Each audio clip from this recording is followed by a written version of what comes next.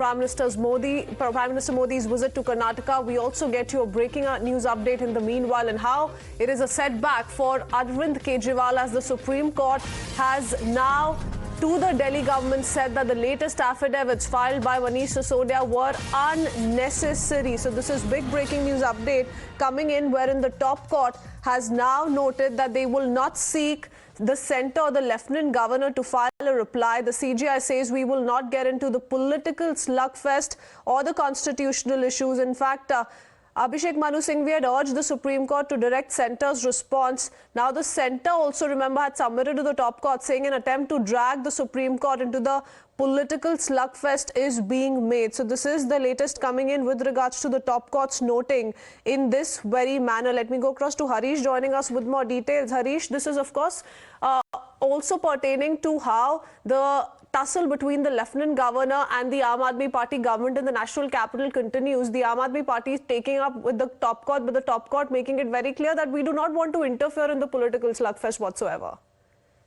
Yes, that's right. It's a setback for Kejriwal government. As yesterday, remember, through Manish Sisodia, the government had filed 2 affidavits in the ongoing Kejriwal versus LG tussle, in which it had accused the LG of derailing the governance of the national capital in complete disregard of constitutional commitments to representative democracy and federalism, and accused him of illegally interfering in the day-to-day affairs of the Delhi elected representatives and the elected Delhi government.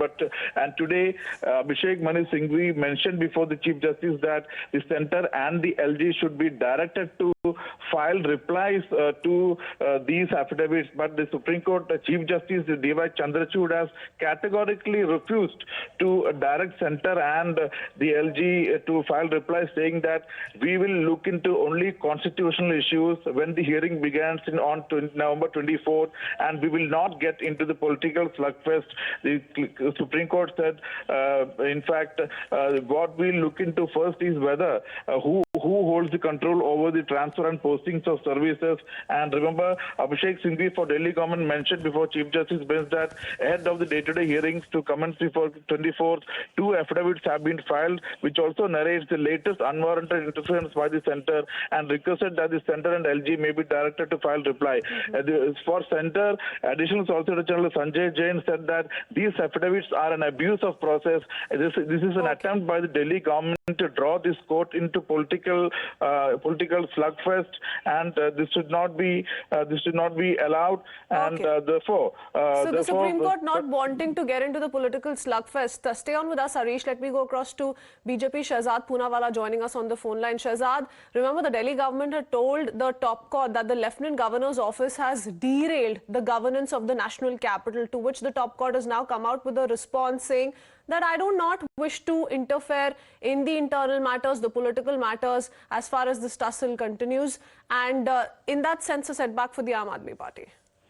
You know, this is yet another slap on the face of the Aam Aadmi Party, which only believes in A, B, C, D. A for advertising, B for blaming others, C for cover-up of corruption, and D for diversion. And now this attempt to blame all their faults on somebody else and to divert the issue and not deliver, put more zor on Vigyapan and Javastha being extremely kamzor has been called out by the top court. Now it seems that... Shehzad, we don't have a very clear line with you. We'll come back to you in just a bit. But yes, this is exactly what the Aam Aadmi Party maintained while taking this to the top court and submitting those 2 affidavits. Harish also continues to stay on with us.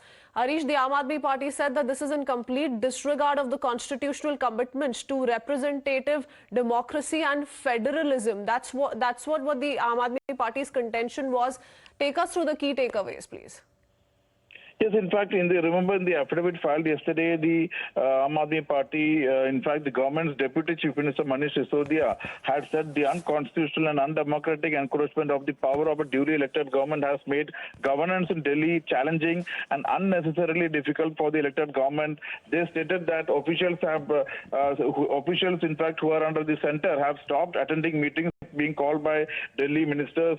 Officials have stopped taking calls of the ministers. Officials have disobeyed the directions of the ministers, and frequent transfers were... The Aam Aadmi Party maintained, Harish, that